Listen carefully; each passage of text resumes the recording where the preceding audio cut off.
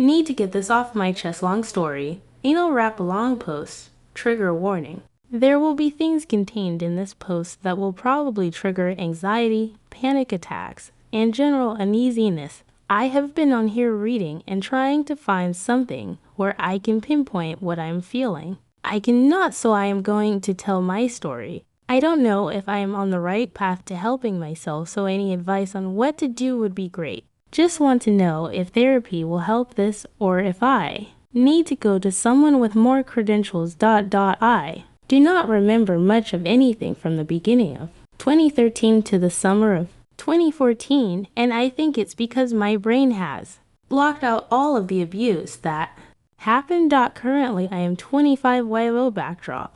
I was very naive 18F at the time, and I thought that I loved this person. My home life with my parents was not great. Both parents were alcoholic, and one was currently doing AA meetings and was sober for about 4 years at the time this took place. My mom was an abuser and would hit me when she got mad or literally take anything out on me. You basically had to walk on eggshells around her because we didn't know when she was going to flip out. I just wanted a way out, and I thought it would be with him. Winter of 2012, I started seeing this guy. I had met him while I was working at the local grocery store. There was something between us, like some type of attraction. Anyways, we started talking, and by the end of 2012 we were in a relationship. Things started out okay until I couldn't go home after work to change my clothes. He supported his argument with, "You have a drawer here in my room, so you should use it so you don't have to go home after work and waste gas." This is something because he knew I was very big on cutting down on mileage since I had to drive almost 75 miles a day between going to school and work. But then it turned into me not going out of his house after I got there, unless it was with him. Things continued to spiral down the same rabbit hole, someone controlling where I go and what I do. Event, here is where I start to not remember. I know things were okay in the beginning, and they got bad. He would be really forceful about me giving blowjobs, like to the point that I was giving head for an hour and complained that my neck and jaw were hurting only for him to tell me that he was close to coming. This would go on and on. He knew that I didn't like to do it, but would make me do it anyways. He would just lay there and tell me to keep going. He didn't care that my jaw was hurting. He did this a lot. Would push my head down even after telling him I didn't want to. Or I would say that I would do it before we would have sex, and it would turn into me giving head for 2 hours. This is not an exaggeration either. It was almost like he just played there and wanted to go too. Sleep while someone sucked him off. Things got really bad when he started talking about anal sex. Or I would go to doggy style, and he would try to put his dick into my hole, like stick the tip of his penis there and push against me. Every single time I recoiled and said no. I had never done that before, and I wasn't into it at all. I never wanted to do it, and I told him that. He would always ask though, and I would push it off and say that we could another day or at the end of the week. Trigger, one day I got out of class early, and he got off work early, so I decided to meet him at his parents' house before I went to work. My work was 2 minutes away from the house he lived in. It was in the same town. He had been asking a lot about anal, and I kept putting it off as usual. I was sitting on his bed, and he asked again. I said no, maybe on so and so day. He goes, "No, we are doing it now." He got up and went over and locked his door and turned around with a smile and face I will never forget. It was like a half-cocked smile, like a sly smile, like, yeah, this is going down. I said no. That's all I can remember even saying is no, I don't want to. He pushed me face down on his bed. I was sitting so I fell sideways, and he basically turned my body over so my stomach was on the bed. He pushed my head into the pillow and then pulled down my pants, jeans, and underwear combined without unbuttoning or unzipping my jeans. I think my shoes were still on. I was so tense my butt cheeks were clenching so tight. My body just froze. I remember I froze.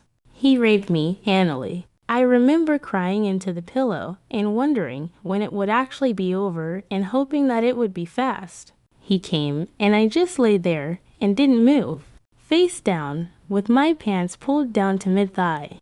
He asked me something and I don't remember what, but I remember his response being that was so good. I was absolutely mortified by someone saying that to me. I didn't even want to have anal sex, and I said no, I didn't want to do it.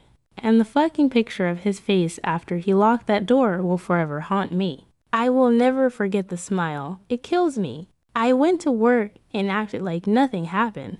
I think I told a girl when I got into work, but I remember her not really being too surprised and she didn't really say anything. I kind of forgot about it because in my mind he was my boyfriend and I was supposed to do things with him ... like why I thought it was okay to slide deaths is not the only event that happened.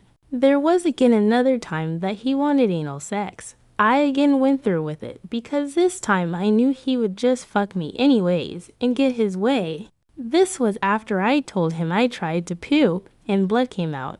He didn't care. He just asked for it again anyways. I also brought up the fact of what it would be like to have someone shove a fucking hairbrush up his ass, and he got quiet and said that he was molested as a kid.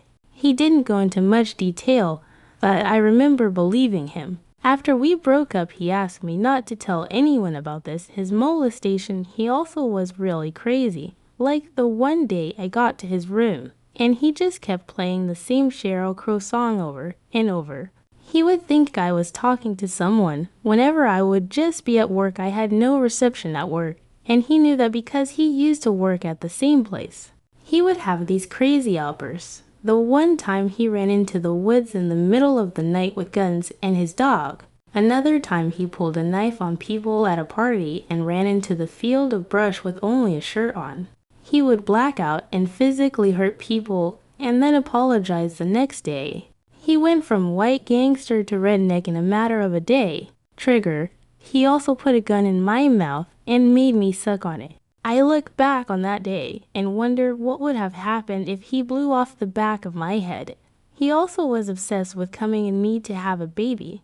He actually cried and told me that I always wish that you won't get your period because that would mean that we were going to have a baby, or put his hand on my stomach and ask if there was a baby inside, or rub my stomach and look at me with these longing eyes and tell me he wants a baby and that it would make him and me closer.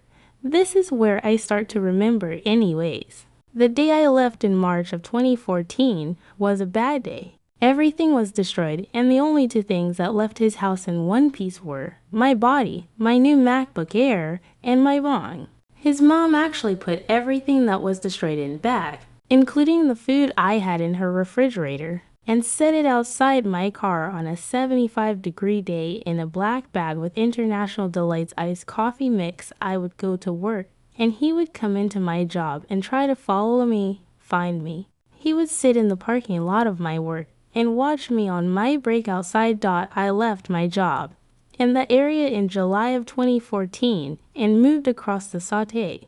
And that is where my memories are fresh. So fast forward to 2018 and I have to start seeing a counselor for my substance abuse. I smoked weed so much, like every day before work and after and before the gym and before bed, and pretty much any time I could get high I did. We talked about these events and the ones with my ex, and she decided it would be good for me to get a therapist. So I go to a therapist. I retold the story about the anal rape, and it's like I fucking lived through it again. It was like the room I was in was his room. It was like I could imitate the motions of what happened, almost like a hallucination. I was shaking so bad, and ever since then I have been freaking out about this. I will get these weird memories at random times, and it makes me so worked up. Like I need to get out of here in a way. The therapy helps. We don't always talk about the event.